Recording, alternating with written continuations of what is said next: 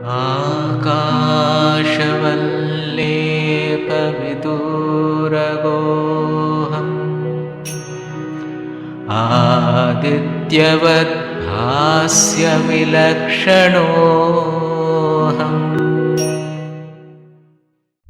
स्वाराज्य साम्राज्य विभूतिरेषा भवत्कृपा श्रीमहिमप्रसादात् प्राप्ता मया श्रीगुरवे महात्मने नमो नमस्तेस्तु पुनर्नमोस्तु नमो नमस्तेस्तु पुनर्नमोस्तु नमो नमस्तेस्तु पुनर्नमोस्तु नमस्तस्मै सदैकस्मै कस्मै चिन्महसे नमः यदेतद्विश्वरूपेण राजते गुरुराजते यदेतद्विश्वरूपेण राजते गुरुराजते. हरि तत्सत्.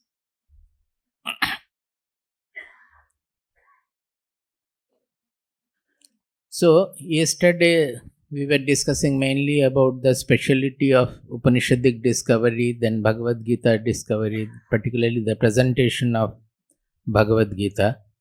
And then we said that it is one thing to discover the Atma or have the Atma Sakshatkar in meditation, which is time bound, space bound. At a particular time we meditate and we have the experience of it. And then the other part of it is to see the whole world as nothing but the expression of the same consciousness, same self or Atma.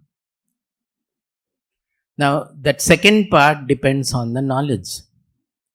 And Bhagavad Gita's speciality is not to restrict our spiritual sadhana to just to experience the Nirguna Brahman. Nirguna Brahman means when there is no creation, nothing. In Nirvikalpa Samadhi we experience it is coming away from the world, we do it. That might be a step, but we are not supposed to stop there. With that experience we have to divinize life, that see the whole world as a manifestation of that Brahman. There lies the Bhagavad Gita's emphasis. Not only that, in another sense, also Upanishadic Vidya also attempts the same thing. But it was assumed that for that one has to leave everything, the worldly activities, and only for the renunciates this goal was available. Bhagavad Gita's revolutionary representation is that Bhagavad Gita, it is presented that whatever activity we are doing, in whichever field, there by changing our mindset and understanding, by removing delusion, we can make those activities an instrument for the realization, for the goal. There lies the difference, that we don't have to shun the activities, but we have to completely change our attitude with which we are doing the activities. The entire Bhagavad Gita is depending on that attitude. And there Bhagavad Gita's speciality is to point out the Ragadvesha and the Sangha. These are the two key points which we will take up in discussion, it will come. That by removing the Sangha, what is Sangha also I will get into it.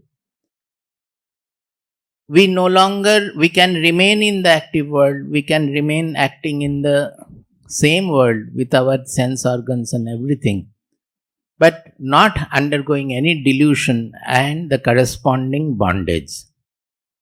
in one shloka, it is saying, Ragadvesha viyuktaistu vishayan indriyaishcharan atmavashair vidheyatma prasadam adhigacchati.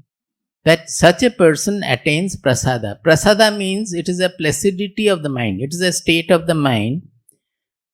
Generally by sukha we always think that it is a very joyful situation, and when there is a suffering, the sukha is not there.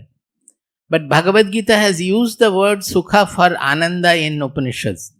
Seldom you will find ananda word in Bhagavad Gita. These are very specific points. In Upanishad it is full of the word ananda. Because there the ananda is there in both sukha and dukkha. In dukkha also that ananda will be there. That is the speciality. You Bengalis will know Ravindra Sangeet that Jeke ho more diyecho dukha sukha diyecho tari porichoy sabare ami nomi Jeke ho more diyecho dukha diyecho tari porichoy sabare ami nomi. That means those who have given me happiness, sukha, through that sukha they have given me the touch of Lord, touch of the truth. So I prostrate before them, those who have given me happiness. But those who have given me suffering, dukkha, they also have given me the touch of Lord through the suffering. So I prostrate before them also. Generally we find these to be contradiction. How can the sukha be there in suffering and all? It is so. It is so provided we are able to get out of the sangha. That is the whole Bhagavad Gita's. The main substance of Bhagavad Gita lies there. If we can get out of the ragadvesha which leads to sangha, if that sangha is eliminated, then the whole world becomes nectarine.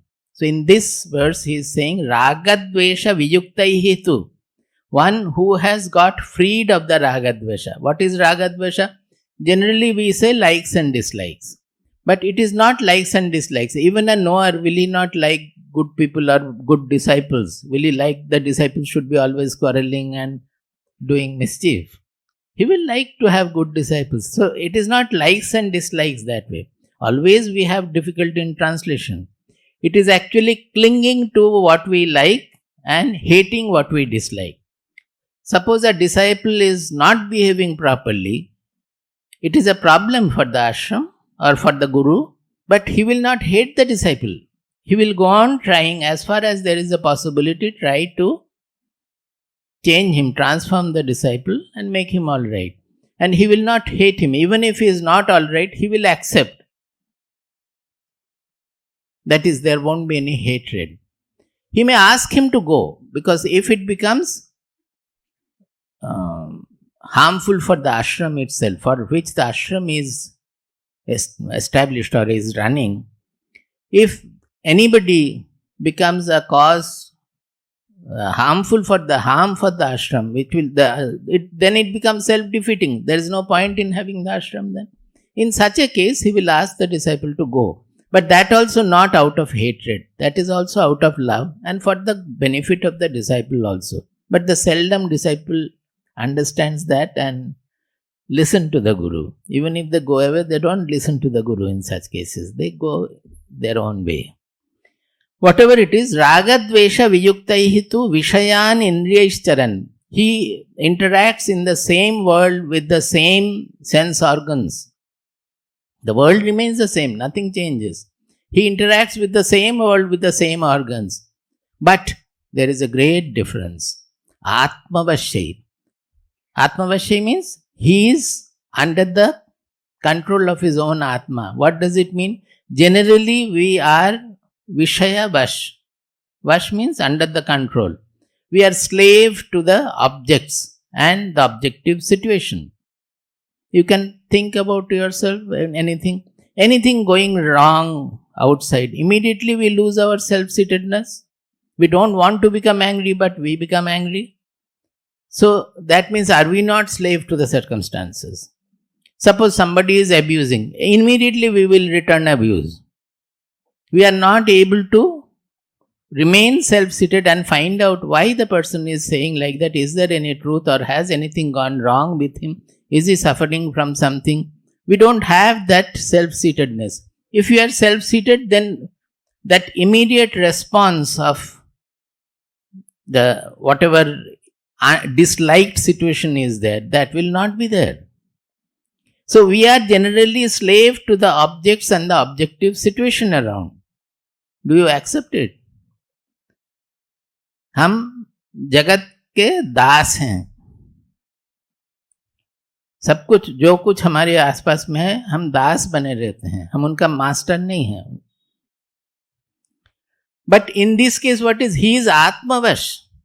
He is always anchored to his real identity. So he is not slave to the Vishayas, slave to the world, slave to the worldly situation.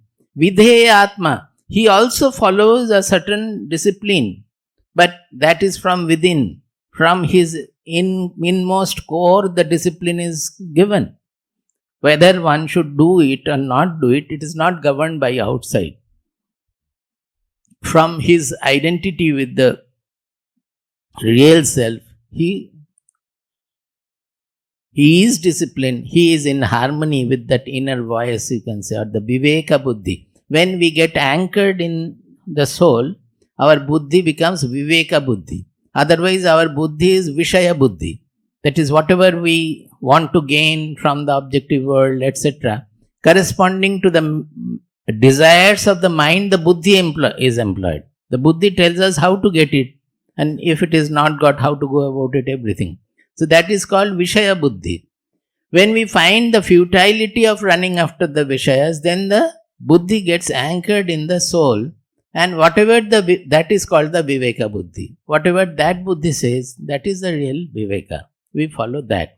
So Vidheya Atma means he is always guided by the inner harmony or the Viveka Buddhi. Prasadam adhigacchati. He attains prasada. Prasada is the blessed state of mind which remains both in sukha and dukkha. It's not that when there is suffering, the prasada will go. He will be sad, but he will not wail and howl and all that. Suppose there is something suffering and something wrong, people are suffering. He will be sad, but that will not depress him. That sadness or the feeling of the dukkha will not depress him.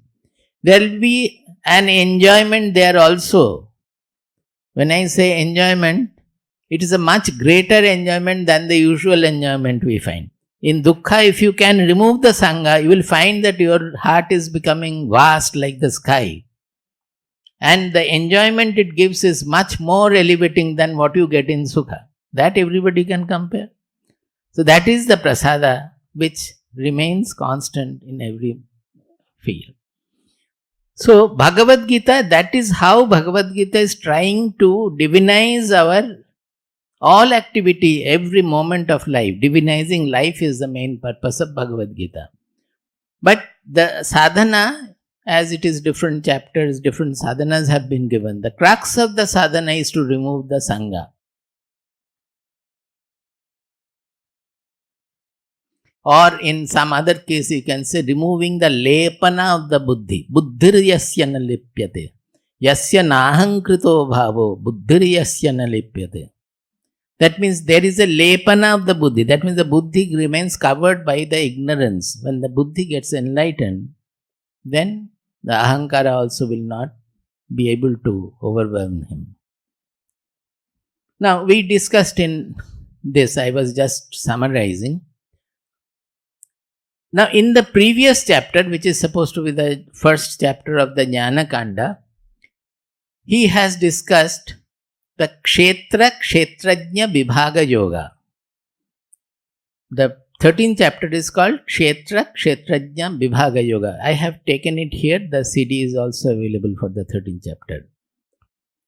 There he starts with the statement that Idam shariram kaunteya kshetramitya vidhiyate etad yo vetti tam prahuhu kshetrajna iti tadvidaha.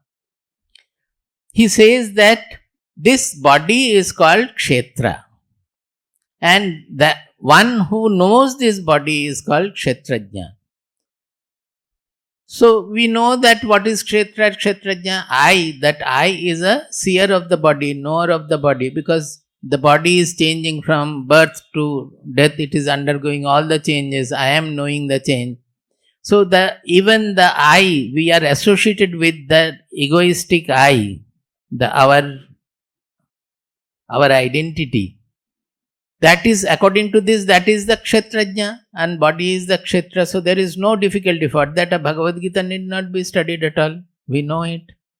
Is it not? It is simple truth.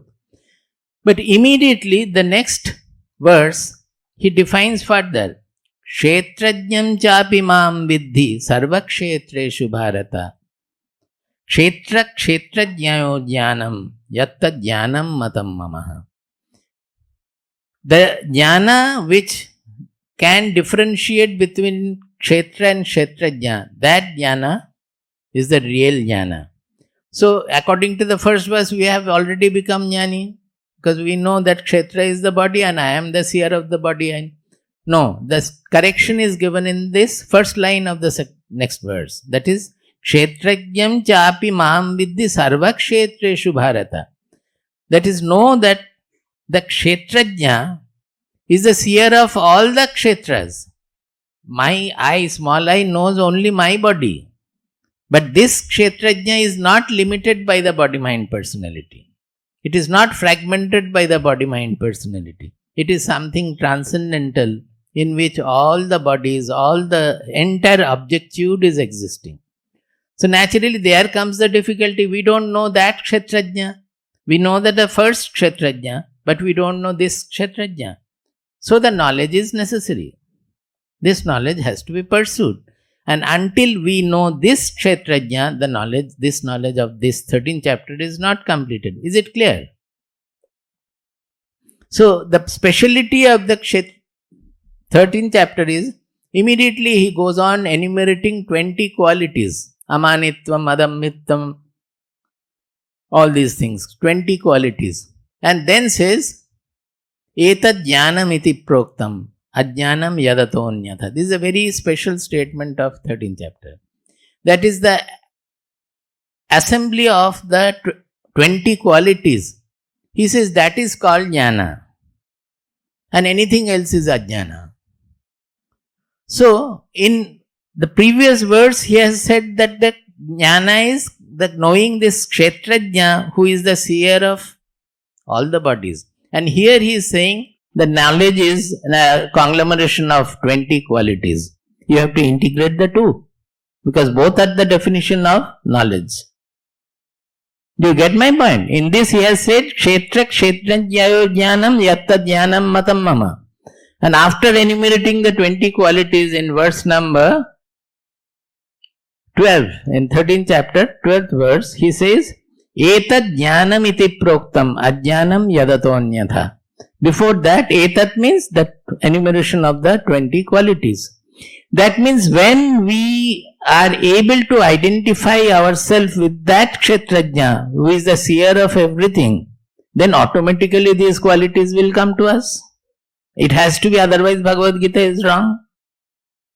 In other words, we can pursue, without knowing the Kshetrajna like this, we can pursue our sadhana by absorbing and cultivating these qualities, 20 qualities. That we can do while remaining in the active in the world, and we can always see from our behavior whether I have cultivated this quality or not, how much we have cultivated. According to that, we can measure our progress in sadhana also. कितना हमारे आधार में, हमारे personality में कितना तक ये 20 quality, 20 जो गुण है वो कितना लाए हैं, उसको देख के हमें पता चलेगा कि हम कितना तक प्रोग्रेस कर रहे हैं. I generally give the example of a hill from where various streams are coming down. It is like a glacier in the Himalayas from where most of our rivers have come down. All the 7 rivers, Brahmaputra going towards China, coming around, all these are coming from the same glacier place. So, you think of a hill where from the hill many streams are coming down. If you walk along one stream, if you go up along one stream, as you proceed towards the peak, are not all the streams coming closer to you? As you walk up, it is becoming narrower. When you reach the top, from there all the qualities have flown down. So it is not that you have to learn all the qualities and think what A quality A कितना आया है, quality B कितना आया है, quality C कितना आया है, ऐसा नहीं है. These qualities are such that if you proceed with one quality, automatically other qualities also will adorn you. Without that, it will not happen. Because all these qualities depend on your expansion of the mind. How much you have come away from your constricted mindset of associating the self with the body-mind personality and dividing yourself from all others. That is the selfishness to selflessness or capital S selfness, how much you have progressed. It depends on that. Automatically the other qualities will come. If amanitvam grows, adambhitvam also will grow. Each quality, when you take to the peak of it, it means self-knowledge. Now, here in this Kshetra, Kshetrajna, Vibhaga, it is a division of the Kshetra from the Kshetrajna. So that is discussed in the 13th chapter.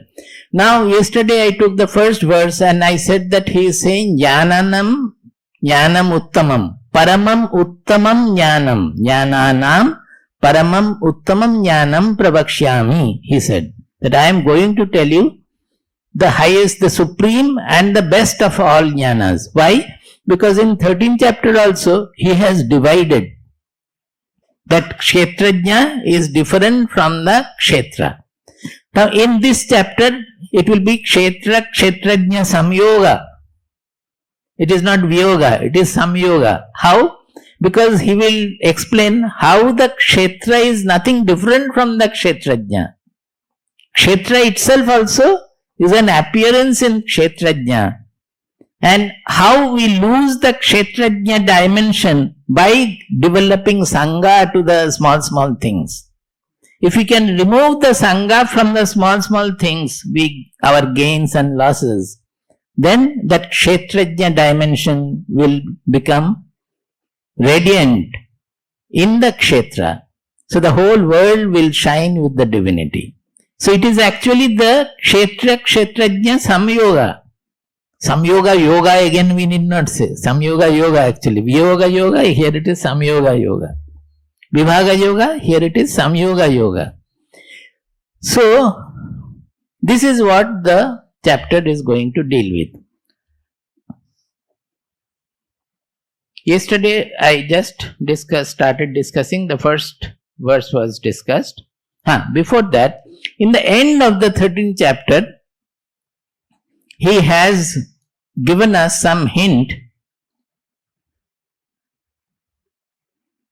about how this Atma or Paramatma or our real identity should not get mixed with all the objective body-mind identity. How it remains unaffected by everything. 13th chapter, 33 and 34 verse.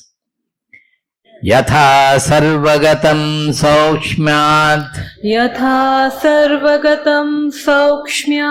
akasham nopalipyate sarvatra avasthito dehe tathatmanopalipyate yatha prakashayatyekah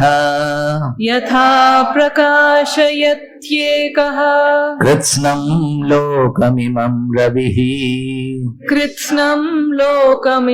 ravihi kshetram kshetri tatha kritsnam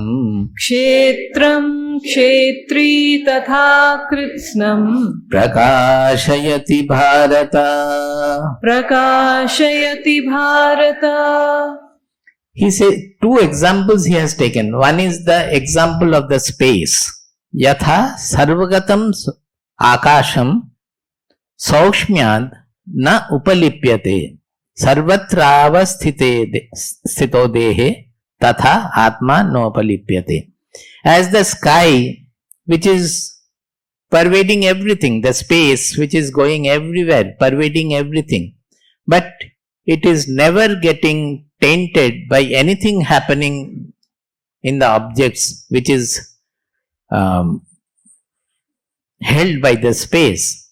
The space is holding the whole universe, all the galaxies, objects, everything. But if a huge astronomical object also get destroyed, by that nothing happens to the space. Space remains untouched, although it is pervading everything. So that is the example of the Atma, that the consciousness, although it pervades everything, whatever we are seeing, this flask also we will not know unless it appears in the consciousness. Any of the thoughts we will not know unless the thoughts appear in the consciousness. Any external object, only when it appears in the consciousness we will know it. But it is never tainted or changed by anything happening to the objects which are held in the space. Or in the case of the consciousness never undergoes any change. By any change in the body, mind, emotion, buddhi, nothing. Another example in the next one he has taken, Yatha ekaha ravihi kritsnam lokam, imam kritsnam lokam prakashayati. Yatha ekaha ravihi, one sun which reveals the whole world. Kritsnam lokam prakashayati. The whole world it reveals. Tatha kshetri kritsnam kshetram prakashayati. Tatha kshetri kritsnam kshetram prakashayati. Kshetri means Kshetrajna actually, who remains in the Kshetra. He radiates, he reveals the whole world. The sun, remaining one, it radiates all the variety, the infinite variety of the world is revealed by the sun, which does not have any color, anything at all. Everywhere it is the sun's light, and it never gets affected by anything. The sunlight will reveal the bad as well as the good. It will reveal the ugly as well as the beautiful. By that the rays are not undergoing any affectation. The sun is not undergoing any affectation. But what happens in the case of consciousness is just like the reflection of the sun or moon in the waves of a lake. Suppose moon is there, sun or moon, whatever. Moon, it is more prominent, we can relate it more. You are standing near a lake and the waves are there and the moonlight is falling. You are seeing on each wave a moon is dancing, sometimes becoming half, sometimes extending like this, sometimes dying also. If the wave dies, then that moon dies. Just like when the body falls, our so-called Atma also we feel that it is dying, my identity is going. But has anything happened to the moon? Nothing. So it is just like the bodies are just like the waves on which the consciousness is reflected, and it is appearing to be moving with the wave, dancing with the wave and dying with the wave and getting born with the waves. But nothing happens to the consciousness which is on which the whole universe is appearing to be. As nothing happens to the moon which is giving rise to these reflections on the waves. The dancing is with the waves, nothing to do with the moon. But the reflection appears like that.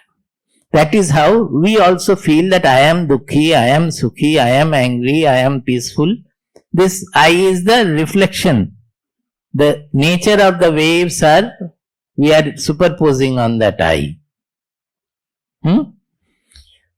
So here also they are showing the difference of the I with the Kshetrajna with the Kshetra, or with the conscious between the consciousness and the body and other things. But that the body is also a product of the consciousness has not been discussed here so much. It is there somewhere like this, but overall it is not there. That is why he is saying that now I am going to give you the jnanam uttamam. I am going to discuss. I told that the first verse itself, it is in all the Shastras, it is called eulogy, that is Arthavada or praising the Shastra. I said that it is not really eulogy, it is true. And unless we speak like this, the teaching will not be valuable. I gave you the example that unless you value something, your attention will not be there. Only when you may have value for so many worldly things, so you will automatically be attentive to that. Suppose to get through an IAS exam, people even stop studying, or for 2 years they prepare with hard work. Sometimes they study 17, 18 hours a day. Then also they may not get finally, but they try to do it. That means they are assigning that value to that IAS post, which is an objective attainment. So because he is valuing it, he is putting so much of effort and attention on it. Because we don't value this goal of spirituality or this attainment, so we don't even want to spend even 1 hour in it. In the whole year also we don't want to spend 1 hour sometimes. Oh, lecture हो रहा है, सुनने जाओगे? नहीं, वो सब अभी जरूरत नहीं है. हम आज एक सिनेमा देखने के लिए जा रहे हैं, या किसी का मैरिज है, कुछ भी है, होगा. That means what? We are not valuing it. That is why we are not putting our effort. So when we present that this is the highest of all the knowledge and all, then only Arjuna will be attentive and he will listen to it. Otherwise he will go on trying or thinking of again how to fight and all that. His mind will not be on what Krishna is saying. That is why he is saying like this, that I am now going to tell you that this is called the Arthavada Shloka. Then the next verse, Idam jnanamupashritya mama sadharmyamagataha sargepi nopajayante pralayena vyathanti cha idam jnanamupashritya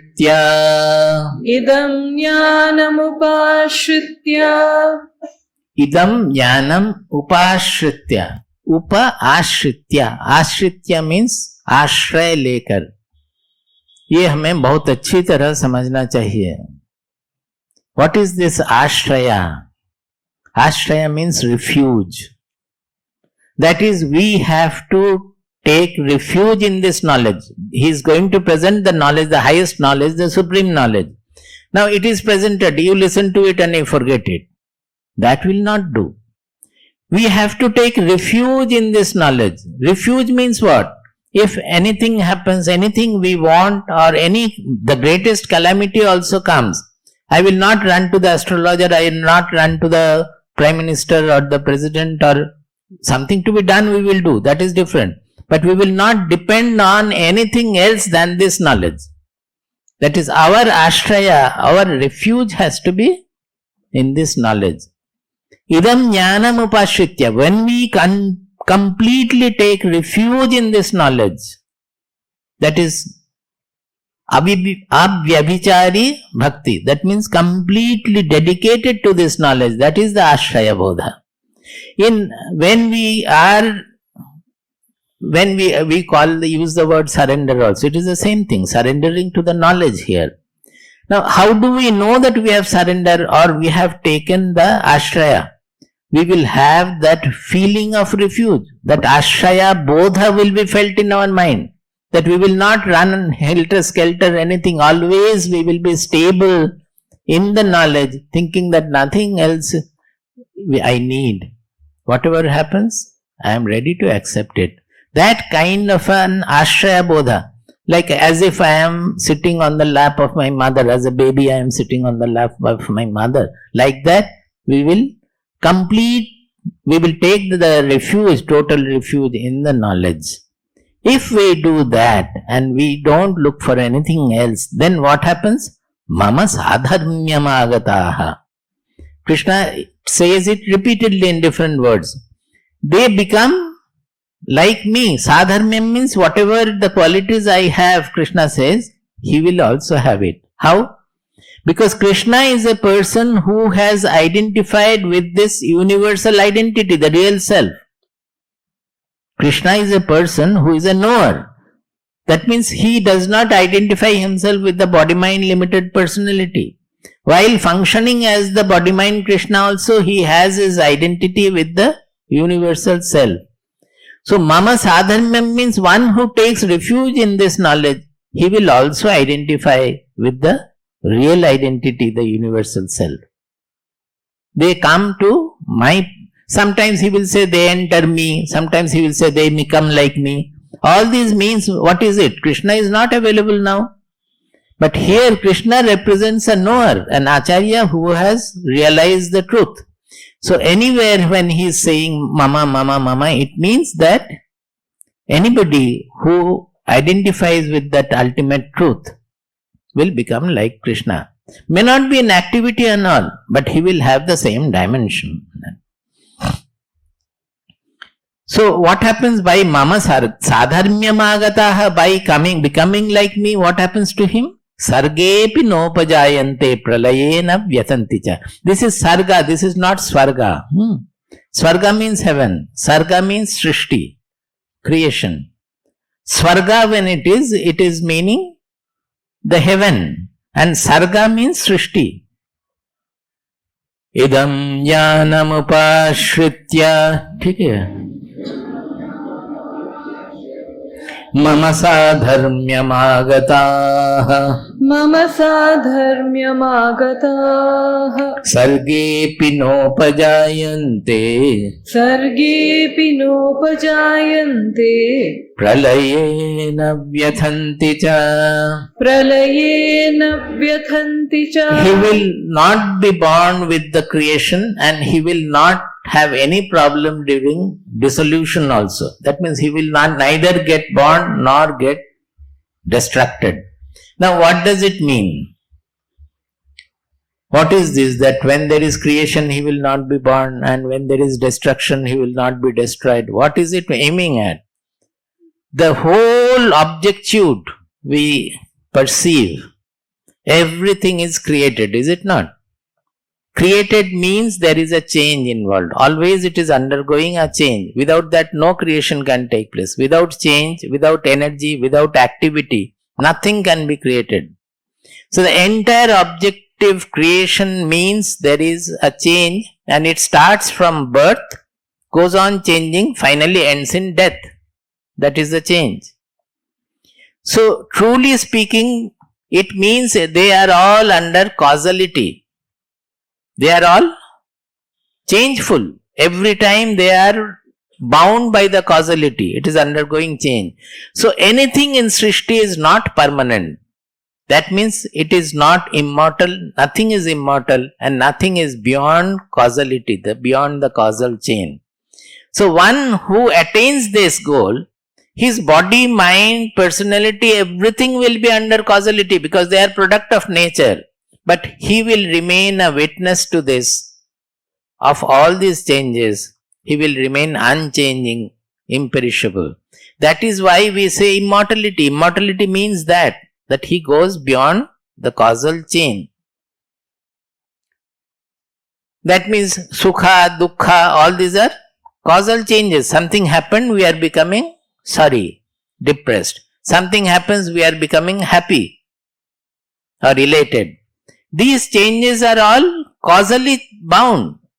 Not only objects, the mental changes are also causally connected. But once we identify ourselves with the witness of this entire universe, then we are no more bound by no more within the ken of causality. We go beyond the causality. Are you able to understand? Now this is the end of this section. Next comes the next section 3 and 4. Mama yo nirmahad brahma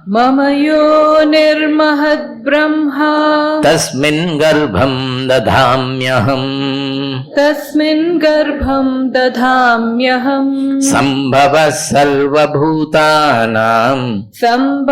sarvabhutanam Tato bhavati bharata. Tato bhavati bharata. Sarvayonishu kaunteya.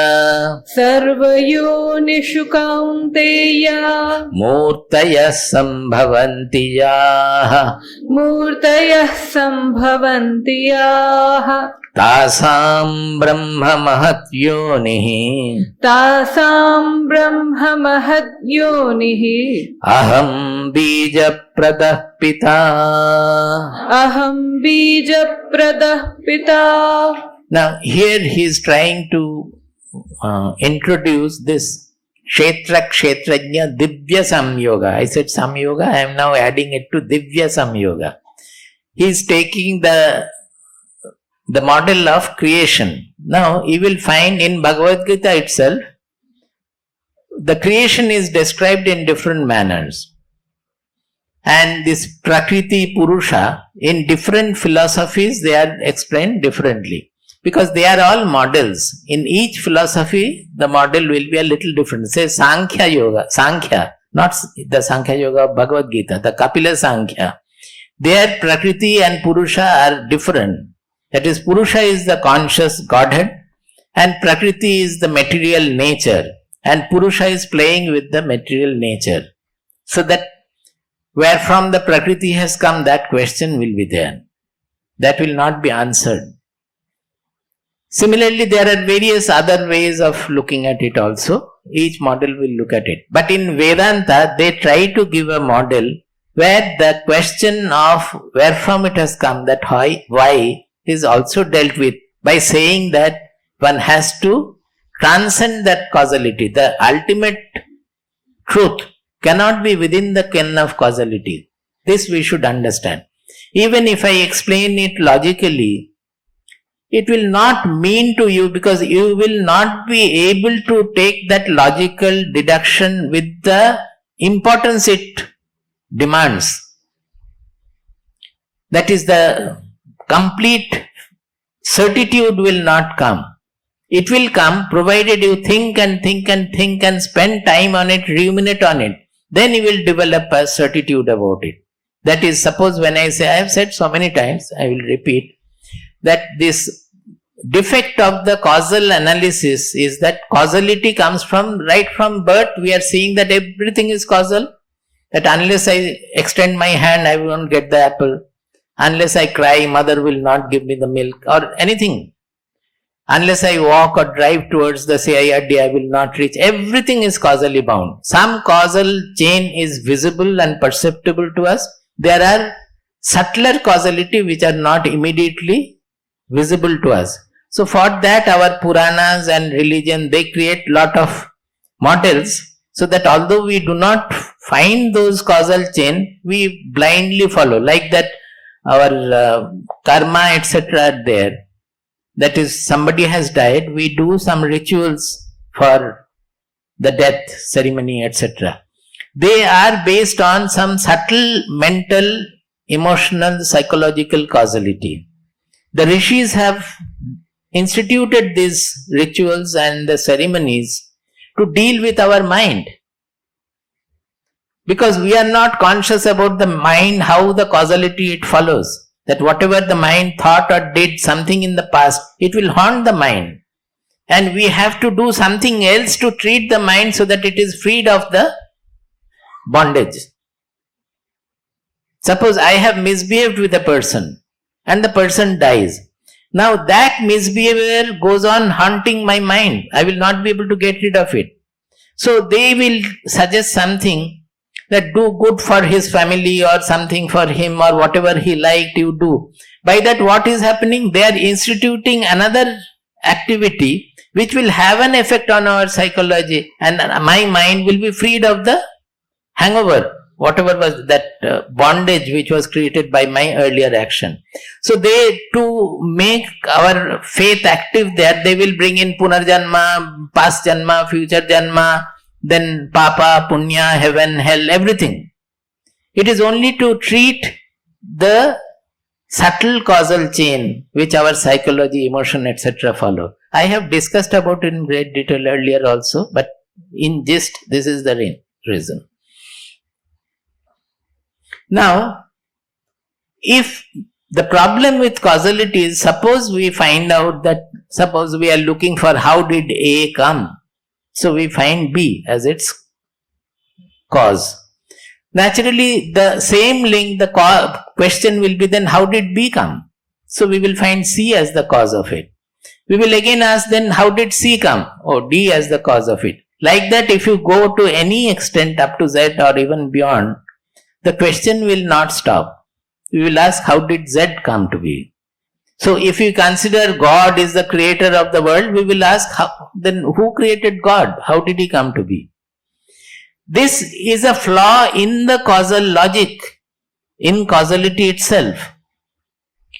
That is, it is called infinite regression in logic. In our Sanskrit language, in our literature, it is called anavastha dosha. It is a dosha. Anavastha dosha. What is that? You never get a stable ground by this logical sequence. You will never be able to attain the fundamental point, because there is nothing called fundamental. According to this logic, the question of why will continue. Do you understand this? There is no difficulty if you. But we have to be very certain about it, that this is the flaw in the causality. So causality is the idea we are gaining from the world we see around. But by definition, it cannot be applied to the ultimate truth. If there is anything called ultimate truth, that causality cannot be applied there. The causality is functioning in this objective universe.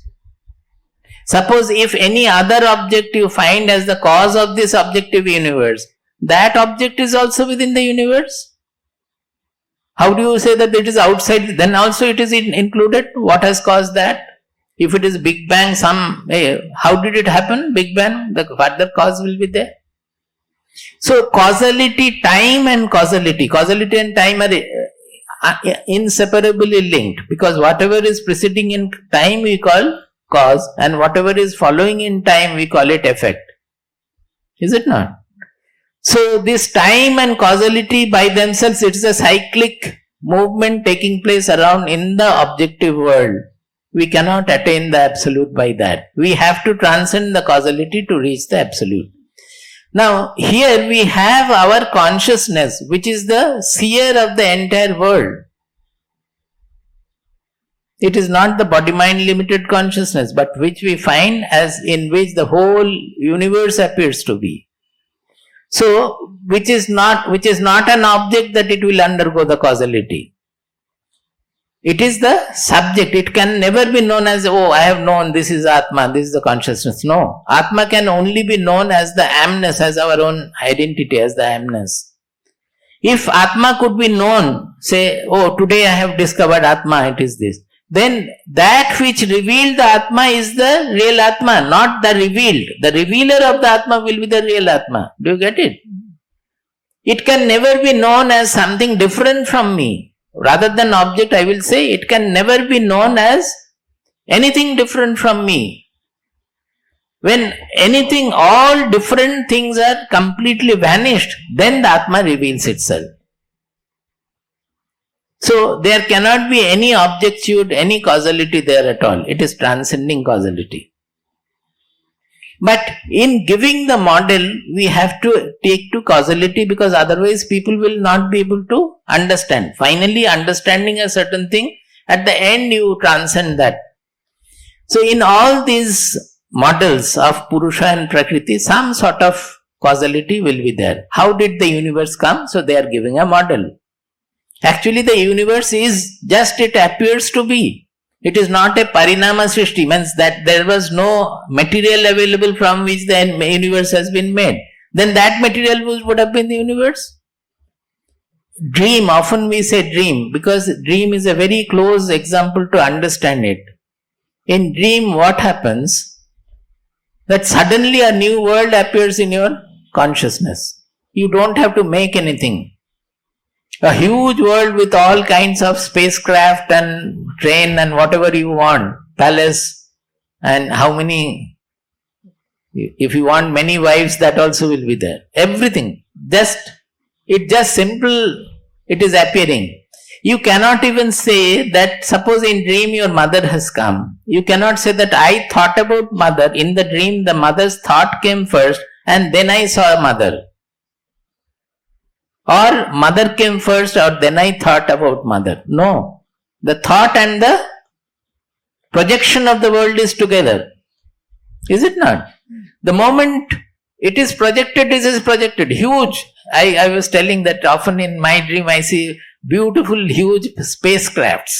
That is the specialty. I don't know why I see, but I see. That moving around, just coming down, huge, beautiful spacecraft with somebody also sitting, maybe sometimes some beings and all, whatever. So I did not have to learn the science of that, making that vehicle, or I did not have to construct that vehicle. It just appears and I see. Like that, whatever happens in dream, there is no time sequence. When I say time sequence, actually in the dream world, there will be time sequence. In the dream world, you will go to the toilet, and when you proceed, you reach the toilet. All these are causal and time sequences there. Is it not? In the dream world, there is a dream causality, dream time sequence. But in the ultimate sense, when the dream world is projected, there is no causality, there is no time. Try to understand it. Then lot of problem will go. When the dream is first, जब स्वप्न आपके मन में आविर्भूत होता है, वो सब कुछ तुरंत बन जाता है. उसमें उसका कारण क्या है सोचने का कुछ नहीं है, और उसके लिए कुछ कष्ट भी उठाना नहीं पड़ता है. वो आ गया, सब कुछ बन के आ गया है. लेकिन उस स्वप्न के अंदर उसका स्वाप्निक समय और स्वाप्निक cause and effect, that will be there. The Swapna world will follow certain causality. You are telling somebody that your son is not listening to that, you give a slap. All this can happen in the Swapna. They are all under causality. But in projection of the world, it is just out of nothing it gets projected. That is why we say that in Brahman, that the whole world is born out of sankalpa. Sankalpa means that the moment the thought comes, it is there. Like that in the universal consciousness, the thought of the universe appears. We refer to Brahma and all those are all models, but it is like this. In Mundaka Upanishad, it is said that Yas sarvajnaha sarvavit yasya jnanamayam tapaha. No, the first one is tapasa chiyate brahma tatonnam avijayate. That the tapas, by the Brahman, the truth, the consciousness, by its tapas, by its austerity, the whole objectude is born. Objectude means the whole universe. Objectude, you understand, no? It's not small objects. The whole something different from I, that is objectude. Even the thoughts are within the objectude. Thoughts, emotions, they are also within objectude, because I am the seer of those.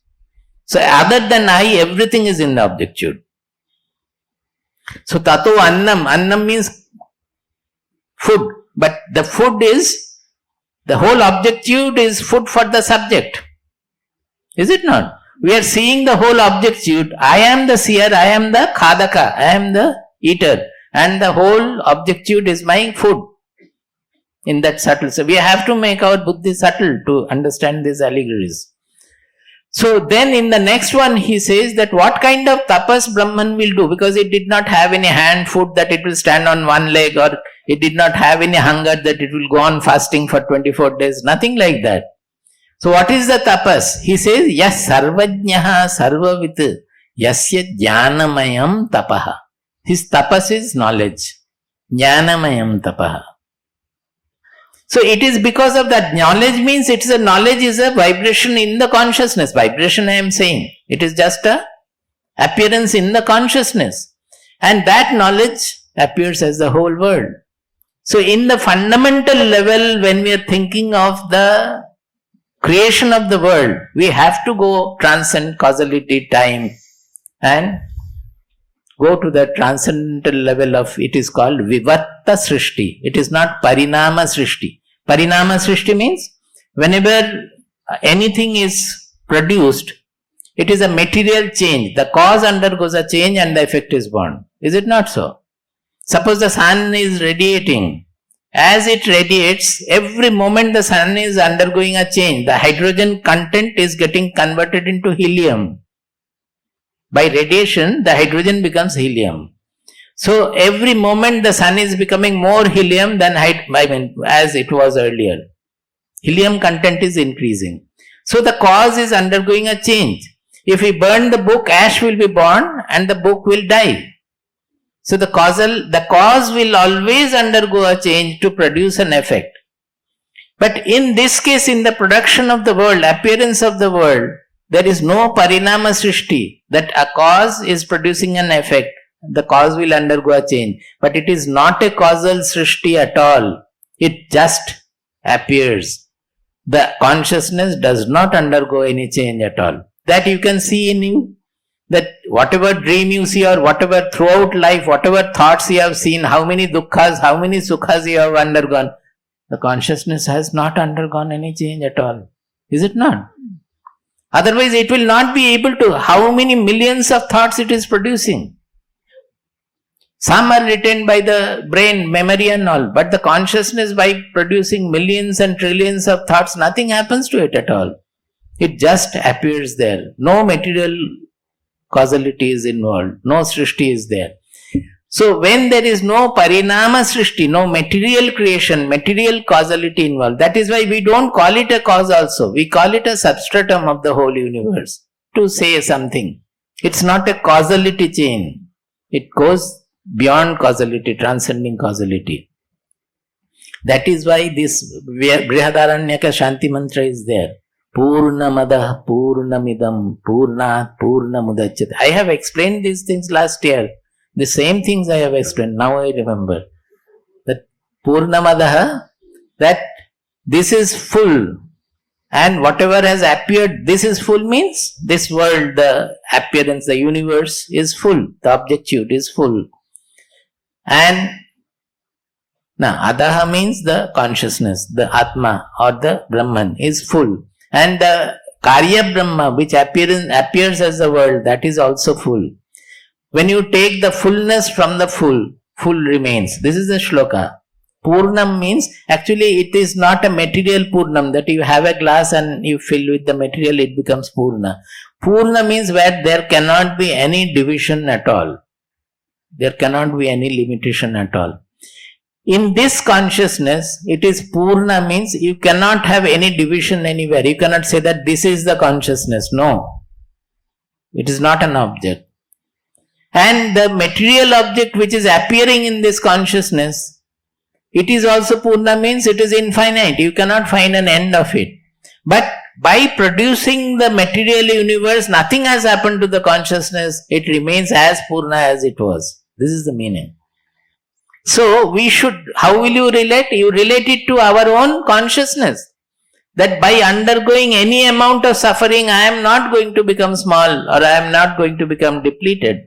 The sufferings and joys and all, the body, mind, personality will undergo in the world in its own manner. But I remain a witness of it.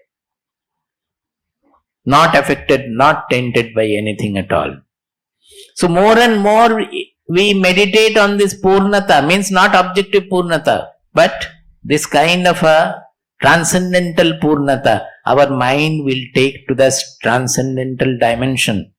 Whatever the mind interacts with, the mind becomes that. If the mind interacts with bad thoughts, the mind will become polluted. If the mind interacts with depressing thoughts, the mind will become depressed. If you stay with an angry person, your mind will develop angriness easily. You will find that somewhere nothing happened, I am becoming angry. If you stay with a peaceful person, the mind will become peaceful. You will think that, where from this peace has dawned, I never knew about it. Whatever the mind is interacting with, it will gain that. So if the mind constantly interacts with this concept of this soul, the universal transcendental soul or Brahman, the mind will become that. So whether soul exists or not, you don't have to question. The other day somebody questioned. It doesn't matter. But more and more thinking about the soul, we become transcendental, we become free of all our troubles. We live in the world without getting bound by it, without getting affected by the world. So is it not a great gain? Even if the soul is not there, how does it matter? We have a concept of the soul with which we can go on interacting and make our mind the soul. Is it not very rational and I don't want to use the word scientific. It is much more scientific than science. It is absolutely natural logic. Why people think it is religious, so it's not ours, it is this, it is that. It's all foolishness. So, here also they are giving a model. This model is a little different in 15th chapter, a little different in 7th chapter, a little different in 13th chapter. Mama yonir mahad brahma Mama yonir brahma tasmin garbham dadhamyaham Tasmin garbham dadamyaham sambhava sarva bhutanam Sambhava sarva bhutanam tato bhavati bharata. Tato bhavati bharata. Now here he is using the term Mahat Brahma in place of Prakriti. In other places, whatever is the meaning of Prakriti, here it is Mahat Brahma. Mahat means cosmic. It means the all-pervading, cosmic level. Mahat Brahma means it is represented. When Purusha and Prakriti, the difference is that Purusha is the consciousness. Prakriti is the material universe. Now, when the Purusha identifies itself with the Prakriti, then the Prakriti also becomes associated with the Purusha. So, when the pristine consciousness identifies itself with the universe, that is with the Prakriti, that Brahman becomes Mahat Brahma. Is it clear? Suppose, as such, our body is a constitution of three gunas, it is Prakriti only. But because of our consciousness identifies with the I, we become the body-mind associated Purusha, which is in conjunction with the Prakriti. Our body-mind is a product of the Prakriti. But the consciousness here is identifying with that particular body-mind Prakriti and becoming associated with that as a human being. So it is a combination of Purusha and Prakriti. Any Srishti is a combination of Purusha and Prakriti. Purusha by itself will not have its manifestation. Prakriti by itself will never be known because without Purusha it cannot be revealed. Purusha is the consciousness which reveals everything. But what will reveal? If Prakriti is not there, then Purusha will never be known. There is no manifestation of it. There is no manifestation. But when Prakriti is there, suppose, without the Purusha, then such a Prakriti will not be known because without Purusha there won't be any revelation. So any Srishti is a combination of Purusha and Prakriti. This in every chapter Krishna will say in this way or that way. In the previous chapter, he said that whatever exists in this world is a conjunction of Kshetra and Kshetrajna. It is 13.27, 27th verse in 13th chapter. Yavat sanjayate kinchit Yavat sanjayate kinchit Sattvam sthavara jangamam Sattvam sthavara jangamam Kshetra kshetrajna samyogat Kshetra kshetrajna samyogat Tadvidhi bharatarshava. Tadvidhi bharatarshava. Sattvam means any existence. Sthavara jangamam. Sthavara means which does not move. Jangama means which moves. Whether it is movable or immovable, any created existence, if it is yavat sanjayate, anything that is created, know that it is kshetra kshetrajna samyogat. That is, there is a kshetra element and kshetrajna element. With this conjunction it will happen. Anything that is happening. Suppose this table may not have the consciousness like us. But this table will not be known or perceived or felt without the consciousness. This table is what we are knowing. Unless this table appears in my consciousness, the existence of the table will not have any meaning. Do you understand that? The table must appear in my consciousness. Whatever we are interacting with in life, although it is external world we are saying, but the external world which is appearing in my mind only I am interacting with. There could be so many other things, the atoms and molecules here, we do not come to know at all. Whatever we are interacting with, perceiving, is whatever appearing in our mind. Some are appearing as external, some are appearing as internal. Our real world consists of the external, this is appearing as external. Similarly, the mind, the thoughts, the emotions, they are internal. All of them will have to appear in the consciousness. Then only that appearing in the consciousness means Kshetrajna samyoga. So anything that exists, either external or internal, has to be with the Kshetra, Kshetrajna samyogat. So like that in every chapter, in most of the chapters you will find. So here it is, Mama Yonir Mahat Brahma Tasmin Garbham Dadhamyaham. He is saying that the Prakriti is my Yoni. That means which will create the universe. That Prakriti or Mahat Brahma. There, what is happening? I am laying the seed. In my Prakriti, I am laying the seed. Because there cannot be two in the beginning. That is why the cycle goes on, the father and the son, or the mother and the son.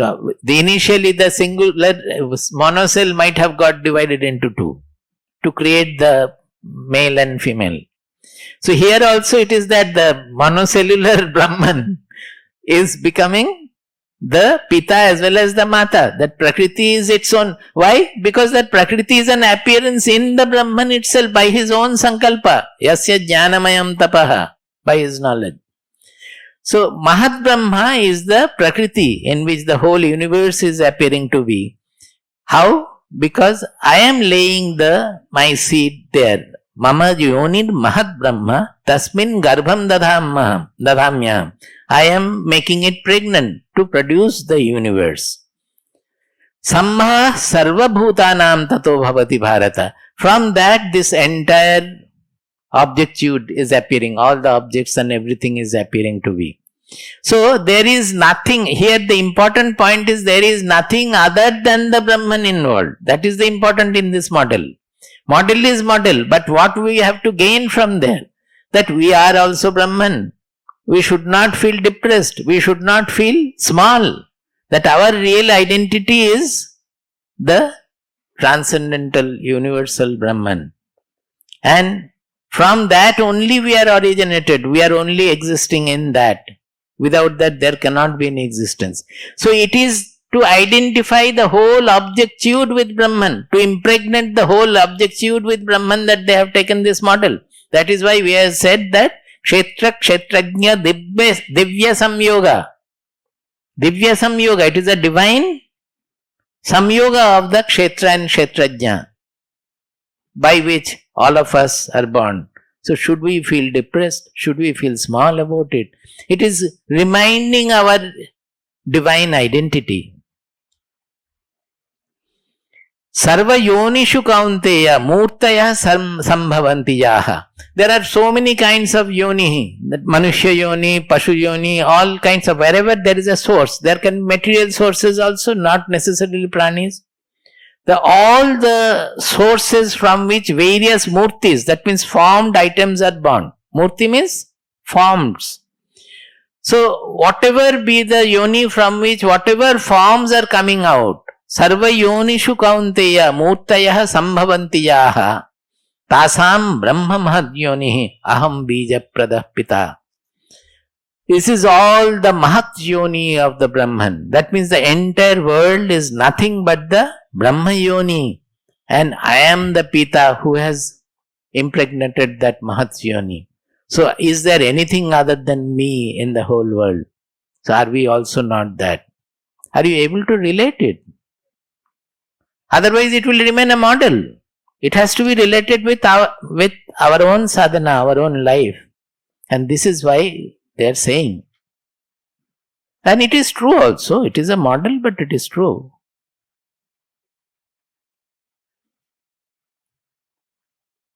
Now, they will come to the three guna tattva, the main subject matter of this. After saying that you are the Brahman, this is what they said, you are that existence that is appearing to be the whole universe is nothing but Brahman. So the samyoga has already been projected. Now they are saying, then why do we feel small? Why are we suffering from smallness, running after things, running away from things, creating hatred, special attachment, all these things? Why it is happening? How are we getting bound? So there they are bringing in the three gunas, the model, again another model of three gunas, sattva, rajas and tamas, and saying that how by the work of these three gunas, the unbound, unchanging soul is getting bound to the body, mind, personality. That is the subject matter of this. Have you followed? By saying that how these three gunas, that our soul, it is actually avyaya dehi. How this avyaya dehi, unchanging soul, is thinking that I am bound by the body, I am suffering, I am enjoying, all these things are happening, I am getting bound. How it is happening? It is because of the three guna, the play of the three gunas. Then how can we get liberated from this bondage? They will say how to change the guna constitution and finally take to the gunatita dimension, which will liberate us from the bondage of the gunas. Sattvam rajastamaiti Sattvam rajastamaiti guna prakriti sambhavaha Guna prakriti sambhavaha nibadhnanti mahabaho dehe dehinam avyayam. Sattvam, rajaha, tama iti gunaha. These three gunas, prakriti sambhavaha. They are the constitution of prakriti, they are the offshoot of prakriti, whatever way we may say. That prakriti constitutes of these three gunas. It's a model in which the whole nature is constituted of these three gunas. Nibadnanti mahabaho dehe. Dehe kam nibadnanti? Avyayam dehinam nibadnanti. These three gunas, they bind the dehi to the deha. Dehi means who resides in deha, that means the atma, the consciousness. They bind the dehi to the deha. What kind of dehi? What kind of atma? Avyayam atma. Avyaya means unchanging. And deha is always changing. If atma is unchanging always, avyaya, then how can it become changeful? If it is attached to the deha, then only it will think that I am bound, I am changing. Because I am thinking that I am changing with the deha condition, that I am having the dehabhimana, that identity with the body, that is happening because of the three gunas. He says that nibadnanti mahabaho, these three gunas, they bind the free atma, avyaya atma, who is not to be bound to the dehas at all. Avyaya dehi, they bind to the deha. Is it understood? On this, the further discussion will produce. That the dehi is not bound to the deha actually, but it appears to be bound by the work of the three gunas. Now, if we understand the working of the three gunas, the chalaki of the three gunas, then we will be able to get over the chalaki and we will be able to become free. But for that also we have to put effort. There comes the difficulty.